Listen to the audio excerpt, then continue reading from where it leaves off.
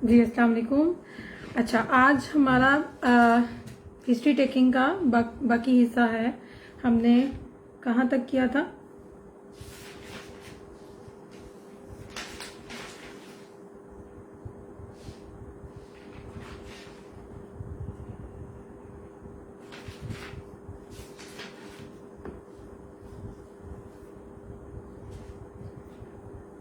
File आपको मैंने send की हुई थी। देखिए मैंने उधर सब किया था, ये स्पीच एंड लैंग्वेज। ठीक है, हमने अपीयरेंस कर लिया था, बिहेवियर कर लिया था, फिर हमने एटीट्यूड भी कर लिया था, है ना? जी। और अब हमने करना था लेवल ऑफ कॉन्शियस, ये भी हमने कर लिया था। अफेक्ट से स्टार्ट करना। ठीक है, अफेक्ट से स्टार्ट करना था। ठीक, अफेक्ट ऐसे मूड को कहते हैं जो कि मुस्तकिल रहता है, यानी कि उसकी जो सिचुएशन है वो अपनी सिचुएशन के लिहाज से उसका मूड है या नहीं है।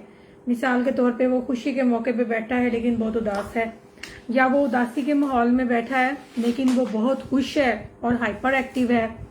ठीक है, तो जो सिचुएशन है उसके लिहाज से उसका अप्रोप्रिएट मूड है या नहीं है, उसको अफेक्ट कहते हैं। Consistency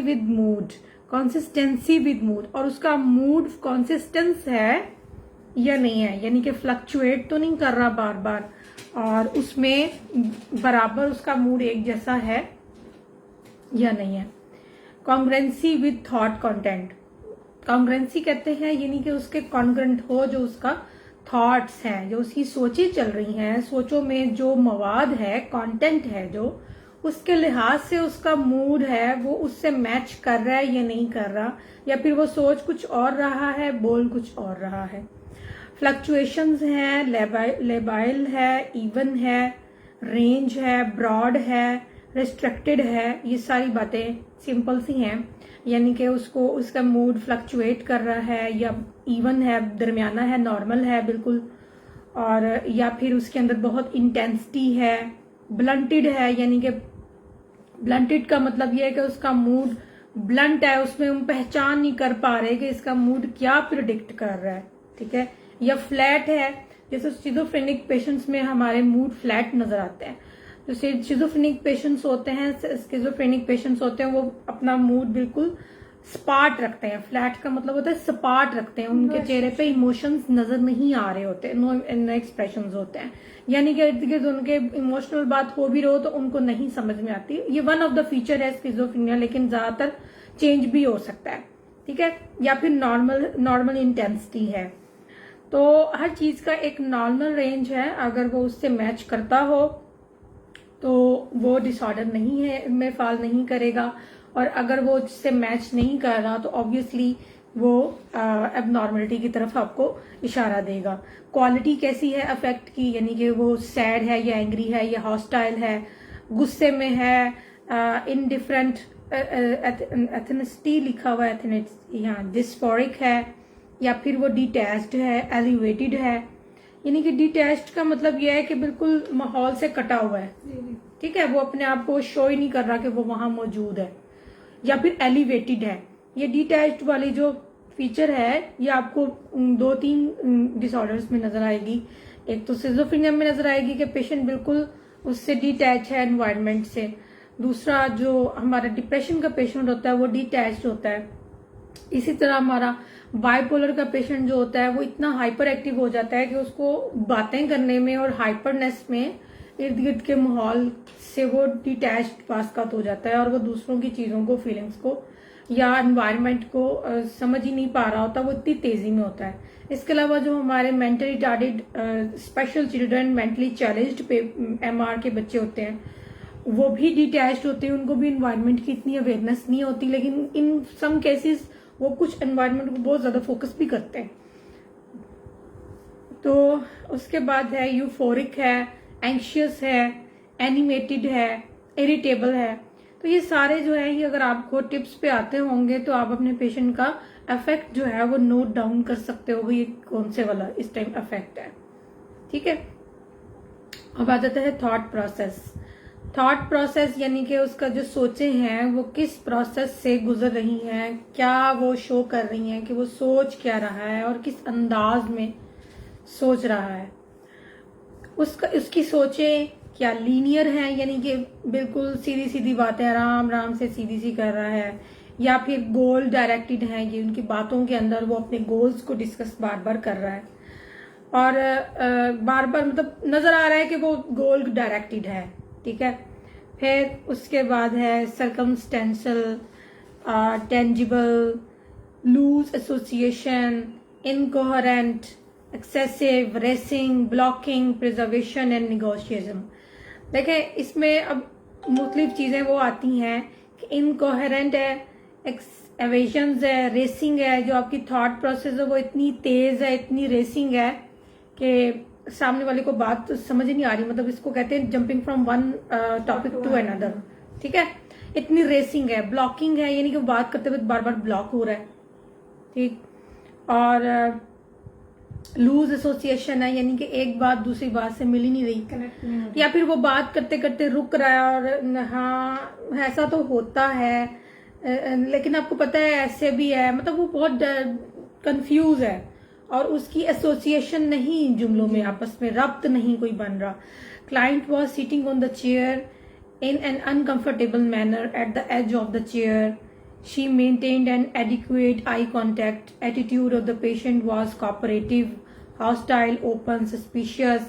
She was vigilant, asleep, confused. अच्छा, ये अल्फाज आपके सामने होने चाहिए ताकि आप इनको पढ़ो तो आपको पता चले।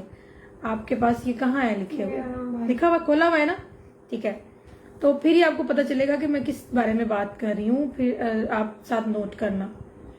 डिफेंसिव और एपेथेटिक, शी वॉज विजिलेंट, चौकस है वो, अलर्ट है या लेथार्जिक है। तो हम इसको इस सारे ऊपर वाले पैराग्राफ को, जैसे कि हमने thought process, affect, speech, languages, सारा कुछ जो हमने पढ़ा है, इसको आपने इस तरह से पैराग्राफ में प्रेजेंट करना है। कैसे?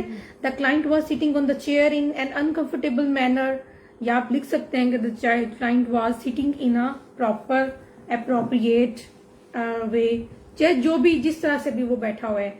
या फिर आप लिखेंगे the client was sitting on the chair on the edge of the chair because he was anxious, या client was sitting on the chair in a sad mood and at the edge of the chair she maintained an adequate eye contact, she is not maintaining an eye contact. तो ये सारा आप इन अल्फाज में लिखेंगे। हर tone and voice was clear.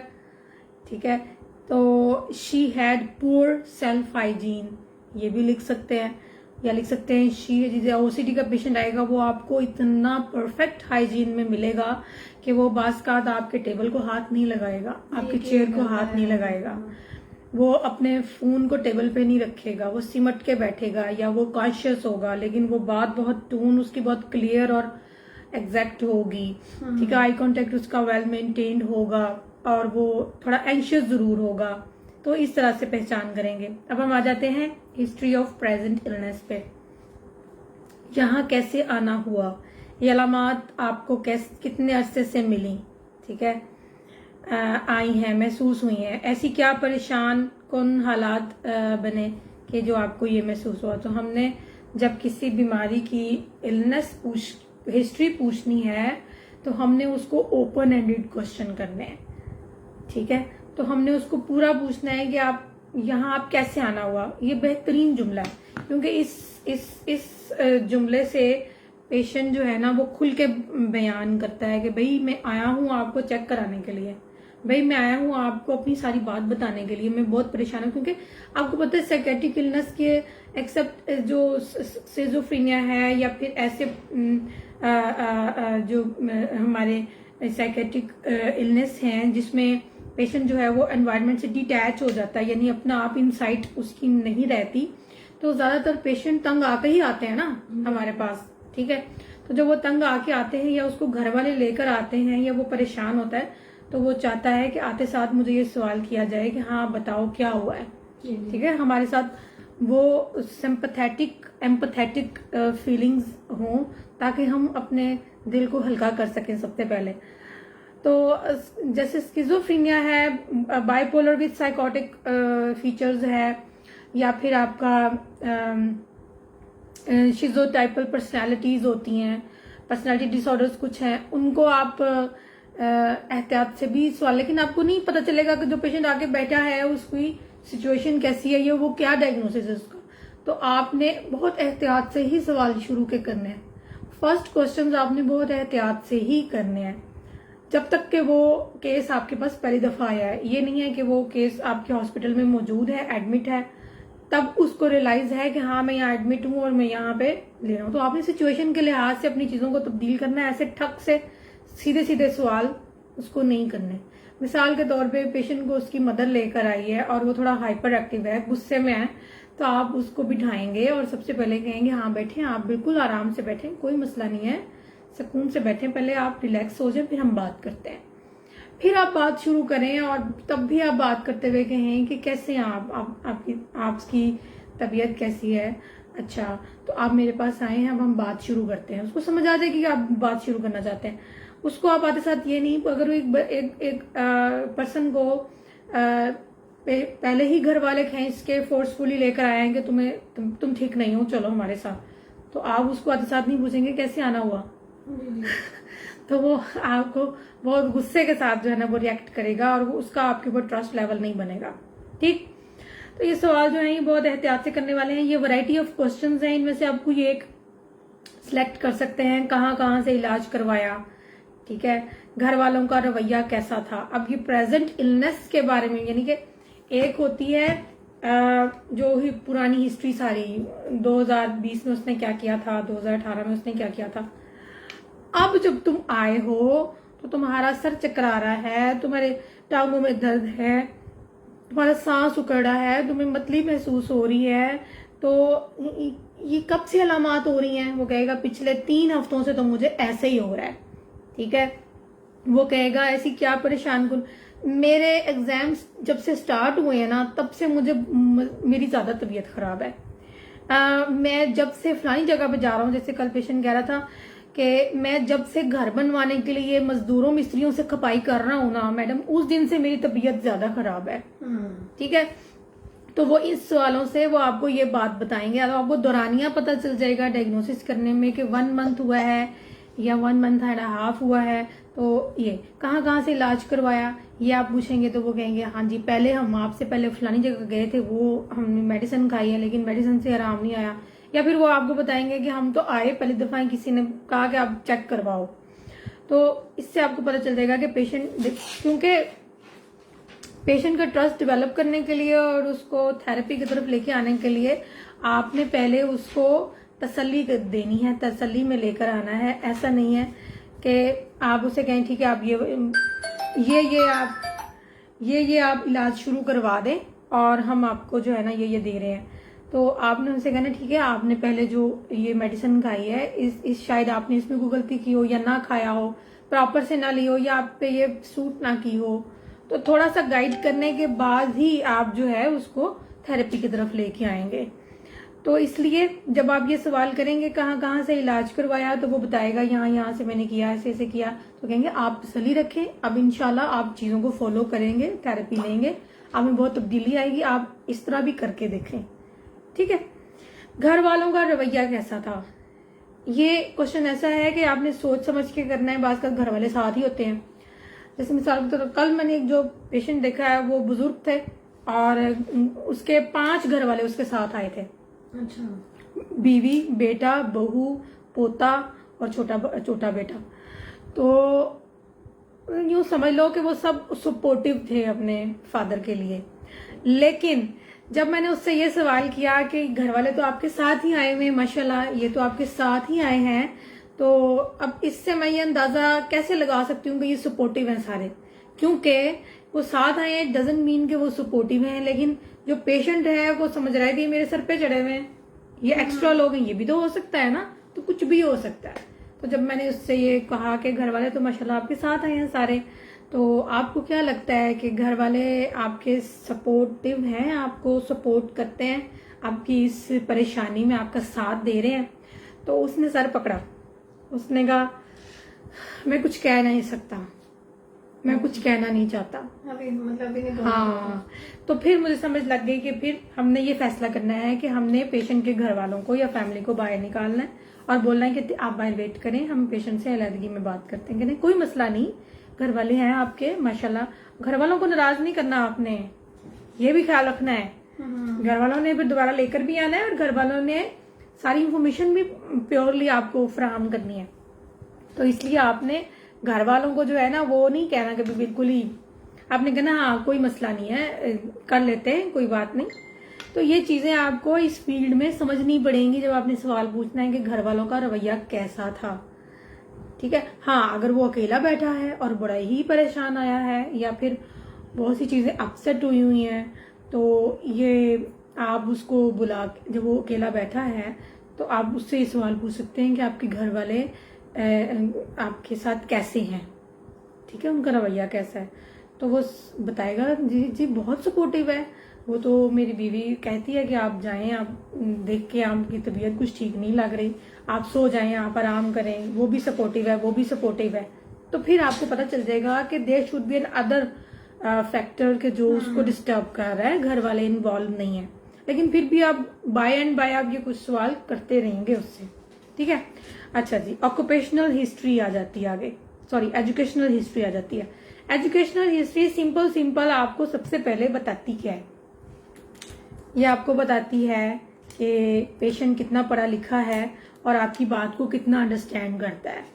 अभी पिछले दिनों मैंने एक पेशेंट देखी है जो प्योरली गांव से आई थी और उनकी पढ़ाई लिखाई 6 क्लास ग्रेड तक थी, सिर्फ लिख सकती थी और पढ़ सकती थी, ठीक है। लेकिन ये मेरी बड़ा प्लस पॉइंट था मेरे लिए, क्योंकि जो असाइनमेंट आपने देनी होती है, कोई काम आपने देना होता है, तो वो पेशेंट पढ़ ले तो बड़ी बात है, पढ़ ले, सुन ले, देख ले, तो लिख भी ले, ये तो बड़ी बात है, अगर लिख भी ले, ठीक।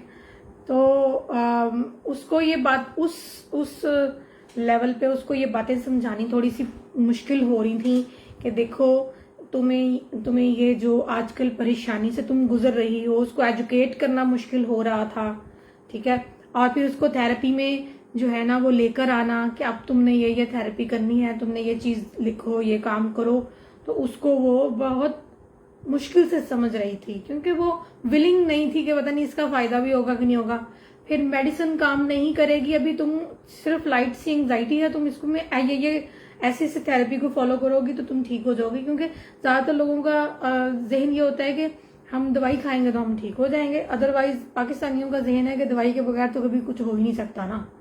दवाई एक ऐसा जादू है कि दवाई खाएं और ठीक हो जाए। तो थेरेपी में आपको बहुत कोशिश करनी पड़ती है ना, इसलिए कोशिश भी करनी पड़ती है। तो पेशेंट समझता है कि मैं तो इस टाइम बहुत वीक हूँ, मैं हिम्मत हार गया हूँ, तो मैं अब कुछ कर नहीं सकता। तो उसमें थेरेपी में मैं आपको सिखाऊंगी कि कैसे therapy is a very good tool, कि वही असल चीज है जिससे कि आपके पेशेंट आपके साथ आगे बढ़ेंगे और ठीक होंगे, ठीक है ना। तो उसमें मैं जब आपको पढ़ाऊंगी तो उसमें मैं आपको सिखाऊंगी कि थेरेपी में कौन से असूल हैं जिनको फॉलो करना जरूरी है। तो एजुकेशन हिस्ट्री में आपने किस उम्र में स्कूल जाना शुरू किया, स्कूल का पहला दिन कैसा था, कैसे तालिब इल्म थे, पढ़ाई अगर छोड़ी तो क्यों छोड़ी, ये सारी बातें आपको बताएंगे कि पेशेंट विलिंग था पढ़ने के लिए कि ये भाग गया था पढ़ने से। फिर आपको ये पता चलेगा कि पेशेंट जो है उसके घर का माहौल सपोर्टिव था कि नहीं था, उनको पढ़ाना चाहते थे कि नहीं पढ़ाना चाहते थे। या फिर मेरे पास एक केस शायद अब फिर वो आए, उसकी तबीयत फिर अब से कुछ ठीक नहीं हो रही, तो वो उसके फिर पढ़ाई का बहुत प्रेशर था, एफएससी में पढ़ाई का बहुत प्रेशर था, घर वालों का बहुत शदीद प्रेशर था कि इतने मार्क्स लो, ये पढ़ो, वो करो, इतना प्रेशर था कि वो पढ़ नहीं पा रहा था, मजीद एंजाइटी का पेशेंट हो गया। तो या फिर बात का ऐसा लगता है कि घर वाले कहते हैं कि जी ये खुद ही इतना ज्यादा पढ़ता है कि हम तो इसे मना करते हैं जरा कम पढ़ा करो, इतना भी किताबी कीड़ा नहीं बनो, तो पर्सनैलिटी का पता चलता है। तो एजुकेशन से हमें बहाने से, ये सारे बहाने हैं चीजों को इकट्ठा करने के, तो हमें पता चल जाता है कि कहाँ कहाँ प्रॉब्लम आ रही है। अपने उस्तादा और दोस्तों के साथ ताल्लुकात किस तरह थे, तो वो इस बात से ये बता देगा कि असल में मेरे जो टीचर्स हैं वो बहुत ज्यादा हमें प्रेशराइज करते हैं, ठीक है, ये पता चल जाएगा। या फिर ये पता चल जाएगा कि फलानी दोस्त है, उसने मेरे से मुकाबला लगाया हुआ है, तो कहीं ना कहीं से आपको अंदरूनी हालात का पता चल जाएगा। तो आपने प्लस माइनस करते जाना है इंफॉर्मेशन को, तो आपको जब लगे कि ये इन्फॉर्मेशन जो है ना हमारे काम की है तो उसको आपने नोट डाउन कर लेना है, और जो इन्फॉर्मेशन आपको लगे कि ये ठीक है, इसको ज्यादा बॉदर करने की जरूरत नहीं है, तो उसको आपने माइनस करते जाना है। ठीक है, तो ज्यादातर जो है ना वो इन्फॉर्मेशन आपकी माइनस ही होती है। ठीक है, ज्यादातर इन्फॉर्मेशन आपकी माइनस हो जाती है, क्योंकि उसमें से एक आधी बात का ही पता चलता है कि ये प्रॉब्लमेटिक है। तो आपने उस प्रॉब्लम को नोट डाउन करने के बाद भूलना नहीं है, बल्कि आपने उसको जहन में रखना है कि मैंने इसके इस एरिया पे काम करना है। ठीक है, क्योंकि हमने जैसे जैसे डायग्नोसिस करना है, साथ साथ हमने जो है वो थेरेपी को भी तो डिजाइन करना है ना। हमने एक ही सेशन में सिर्फ हिस्ट्री टेकिंग का काम नहीं करना। तो एक्सपर्टीज इसको कहते हैं। जब साइकोलॉजिस्ट एक्सपर्ट होते हैं तो वो ये नहीं करते कि वो हिस्ट्री टेकिंग और डायग्नोसिस के ऊपर बस बैठे रहें और जी एक आधा सेशन में जी यही काम कर रहे हैं, बल्कि साथ के साथ आपने पेशेंट के ऊपर थेरेप्यूटिक काम करना होता है, उसको रिलैक्सेशन करनी होती है, और हमने डिजाइन करना है, अपने मैनेजमेंट प्लान्स बनाने हैं साथ साथ के अच्छा इसके इस एरिया पे काम करना है। ऑक्यूपेशनल हिस्ट्री आ जाती है, ये बहुत अहम है, क्योंकि ज्यादातर लोगों को नौकरी की वजह से परेशानियां आती हैं, depression, anxiety, phobias and issues. हाँ, आजकल जॉब के एरियाज में लोगों के सेक्सुअल इश्यूज बहुत ज्यादा हैं, क्योंकि मर्द और खवातीन एक ही जगह पे काम करने लग पड़े हैं। अट्रैक्शंस बढ़ गई हुई हैं पहले से बहुत ज्यादा। तो अब घरों के माहौल खराब हो गए हुए हैं, घरों में काम इतने ज्यादा हो गए हैं कि बीवियां शौहर एक दूसरे से दूर होते जा रहे हैं, अखराजात बढ़ गए हैं, छोटी छोटी चीज पे हम पैसे खर्च करने लग पड़े हैं, हम थोड़ी चीज पे राजी नहीं हैं। तो फैक्टर्स हैं कितने, जिसकी वजह से ये ऑक्यूपेशनल हिस्ट्री आपको बताती है कि वो कहाँ कहाँ काम उसने किया और अब उसके काम का उसके ऊपर क्या असर है। मिसाल के तौर पे मेरे पास एक बहुत अच्छे आलम दीन आए थे और उनका ताल्लुक इस्लामाबाद से था। वो बहुत यंग थे वो, लेकिन उन्होंने मुझे ये जो इन्फॉर्मेशन इसमें जो दी थी ऑक्यूपेशनल हिस्ट्री में, वो ये कि मेरा काम इस तरह का है कि मैं हर वक्त दीन से जुड़ा रहता हूँ। तो जो है ना वो सारा दिन मस्जिद में और मतलब कि एक ही तरह का माहौल मेरा रहता है, जिसकी वजह से मैं अब बहुत ज्यादा स्ट्रेस हो चुका हूँ, क्योंकि इंसान एक खता का पुतला है और वो हर वक्त नेक नहीं रह सकता। तो जब मैं मस्जिद से मेरा दिल चाहता है कि मैं थक गया हूँ, तंग आ गया हूँ, या मैं तंग तो नहीं आ गया, लेकिन मुझे अब लगता है कि मैं बहुत थक गया हूँ, मेरे अंदर वो एग्जॉस्ट हो गया हूँ। तो आपको अपनी लाइफ को डाइवर्स रखना पड़ता है। तो फिर आपने उसके किस एरिया पे काम करना है, आपने उसकी ऑक्यूपेशनल चीजों पे थोड़ा सा करना है। अच्छा, एक बात मैं आपको बता दूं, साथ साथ थ्योरेटिक बात भी होती रहेगी। पेशेंट को कभी भी नसीहत नहीं करनी, तुम ऐसा क्या करो, तुम ना ये ना क्या करो, तुम ये ना क्या करो, कभी भी नसीहत नहीं करनी। जब वो अपनी हिस्ट्री दे रहा होगा, जब वो अपनी कंप्लेंट्स बता रहा होगा, जब वो अपनी वेंटिलेशन कर रहा होगा, तो अपने हर बात को कहना है हाँ हाँ अच्छा अच्छा ठीक सही, तो फिर तुमने ऐसा किया सही सही, तो फिर क्या होता है, फिर कैसे होता है, अच्छा तो फिर तुम कैसा महसूस करते हो। तो उस वक्त हर चीज नोट करने का टाइम होता है, उस टाइम आपने कोई बात भी नहीं करनी। एक दो सेशन बाद जब वो प्रॉब्लम वो आपने नोट डाउन कर लेना है, बात अपने जहन में रख लेनी है, लेकिन आपने करनी कब है, आपने वो अप्लाई कब करनी है, काउंसलिंग के दौरान कब करनी है, वो तब करनी है जब वो डिमांड करेगा कि इस मसले का मैं हल क्या निकालूं। तो फिर आपने उसको बताना है कि देखो अब ये तुम चीज कर चुके हो, अब इस चीज में तुम फंसे हुए हो, तुम बताओ।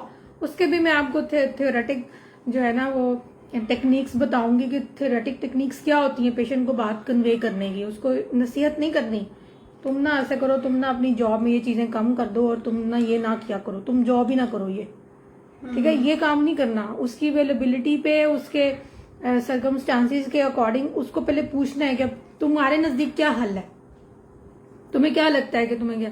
तो वो कहेगा मैं तो सोच रहा हूँ मैं ना छुट्टियां लेके ना 2 हफ्ते की चला जाऊं कहीं, तो ये हल तो नहीं है ना।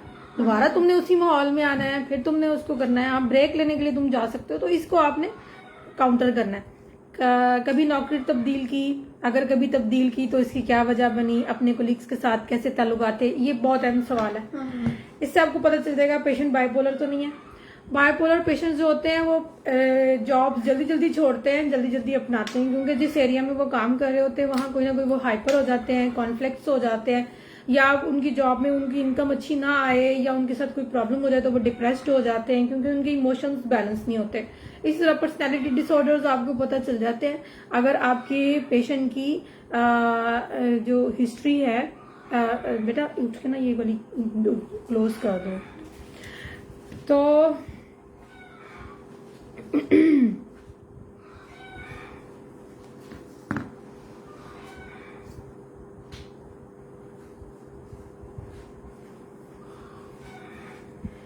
अच्छा जी, तो इससे आपको पता चल जाएगा कि नौकरी अगर बार बार वो तब्दील कर रहा है या फिर वो इतने सालों से एक ही नौकरी में है, तब भी उसकी पर्सनालिटी का पता चल जाएगा। तो ये हमें इंफॉर्मेशन मिलेगी। अपने कोलीग्स के साथ ताल्लुकात कैसे थे, इससे भी बहुत इंफॉर्मेशन पता चल जाएगी। वो कहेगा हाँ मेरे थोड़े बहुत ताल्लुकात हैं, मैं इतना सोशल नहीं हूँ, या वो कहेगा मैं बहुत सोशल हूँ तो मैं तो वहाँ बड़ा तंग आ जाता हूँ, लोग इस तरह की बातें करते हैं। ये तो आपने उन एरियाज को नोट कर लेना है जहाँ पे आपने उसके साथ काम करना है। अब आ जाती है साइकोसेक्सुअल हिस्ट्री। आज हम यहीं तक करेंगे, ठीक है, और अगली बाकी हिस्ट्री टेकिंग हम कल करेंगे इंशाल्लाह। ठीक, इनसाइट हम इस डॉक्यूमेंट को कंप्लीट करेंगे इंशाल्लाह, ठीक है। ये आगे जो टेक्निक्स है ना, इनको मैं थेरेपी में करवाऊंगी आपको, ठीक है, ठीक है। ये बहुत अच्छी है, इनको अप्लाई करने का तरीका भी तो देखना है ना, हर टेक्निक हर जगह पे अप्लाई नहीं होती। जी। साइकोसेक्सुअल और मैरिटल हिस्ट्री, ये तो बड़ी अहम हिस्ट्री है, बुलूगत में भी और बुलूगत से पहले भी और बुलूगत के बाद भी। मतलब कि अगर बहुत प्रोमिनेंटली इस पे बात की जाए तो प्रोमिनेंटली ये है कि बचपन से बच्चे की आदतें कैसी थी। अगर वो स्ट्रेस में था तो कहीं वो मास्टरबेट तो नहीं करता रहा, अगर वो अगर करता रहा तो क्या फ्रीक्वेंसी थी, क्या क्वांटिटी थी, और घर का माहौल कैसे था, या फिर कोई एडल्ट जो है उसने उसको रेप तो नहीं करता रहा वो बचपन में, या फिर उसको हैरेसमेंट तो नहीं करता रहा बच्चा या बच्ची को। तो उसका मतलब यह है कि उसकी सेक्सुअल एजुकेशन डिस्ट्रॉयड हो चुकी हुई है टोटली, ठीक है। घर वालों ने अगर उसको ट्रेन नहीं किया, उसको नहीं बताया, माँ बाप ने उस पर तवज्जो नहीं दी, तो फिर जाहिर है घर से बाहर वाले किसी ने उसको तवज्जो दी, उसे बताया। तो ये बातें उसके अगर आपके पास टीनेजर बच्चा आता है तो आपने उससे जरूर पूछना है कि बेटा या बेटी कि कोई पसंद है आपको, अगर कोई पसंद है तो आप मुझे बताइए।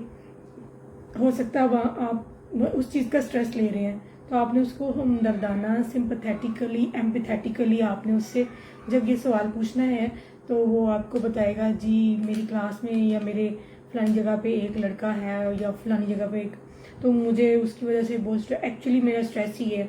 बात का पेशेंट जो होता है वो हिडन रखता है इस बात को, क्योंकि ये उसको बायसे शर्म बात लगती है, तो वो इतनी देर इसको हिडन रखता है कि 3, 4, 5 सेशन हो जाते हैं और वो इस बात को नहीं बता रहा होता। घर वाले यही कहते हैं बस ये एंजाइटी है इसको जी ये हो रहा है, इसको जी वो हो रहा है, ठीक है।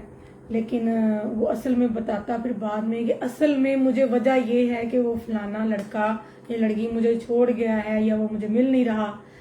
तो आपने उस फिर एरिया पे काम करना है और बड़े एहतियात से काम करने वाला है ये टॉपिक। ये अव्वल तो साइकेट्री का, साइकोलॉजी का, हर टॉपिक ही बहुत एहतियात से काम करने वाला है, लेकिन ये कुछ ज्यादा ही है थोड़ा सा। मैरिटल इश्यूज में भी आ जाता है, जैसे मिसाल के तौर पे लड़का लड़की है, शादी हो चुकी हुई है, ठीक है, लेकिन उनकी अंडरस्टैंडिंग नहीं हो रही, उनकी हिस्ट्री आपने मालूम करनी, शादी पसंद की थी, जबरदस्ती की थी या लव मैरिज थी, कैसे की थी, घर वालों के खिलाफ चल के की थी, कौन किसके खिलाफ है, कैसे है।